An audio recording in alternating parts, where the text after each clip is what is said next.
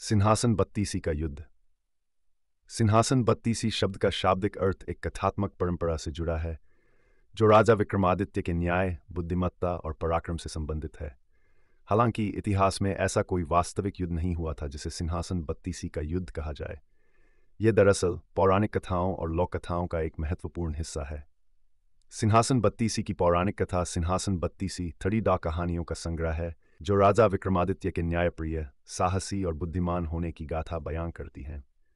ये कहानियां तब सामने आती हैं जब राजा भोज को एक अद्भुत सिंहासन मिलता है जिसमें 30 पुतलियां 32 हैं। प्रत्येक पुतली एक कहानी सुनाती है जिसमें विक्रमादित्य के न्याय और साहस की एक मिसाल पेश की जाती है। जब राजा भोज इस सिंहासन पर बैठने का प्रयास करते हैं तो हर बार एक पुतली प्रकट होती है और उनसे प्रश्न करती है कि क्या उनमें विक्रमादित्य जैसी योग्यताएं और गुण हैं। यदि नहीं तो वे इस सिंहासन पर बैठने के अधिकारी नहीं हैं।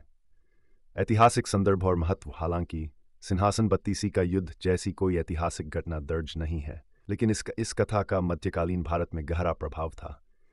ये कहानियां उस युग में शासकों और न्यायप्रिय राजाओं के लिए प्रेरणा का स्रोत थीं। इन्हें सुनकर शासकों को अपनी न्याय व्यवस्था और प्रशासन में सुधार लाने की प्रेरणा मिलती थी। 15वीं सदी में 15वीं सदी के दौरान भारत के विभिन्न हिस्सों में राजवंशों के बीच युद्ध और सत्ता संघर्ष होते रहते थे। उन कठिन समयों में सिंहासन बत्तीसी जैसे किस्से शासकों को अपनी प्रजा के प्रति न्याय और ईमानदारी बरतने की सीख देते थे।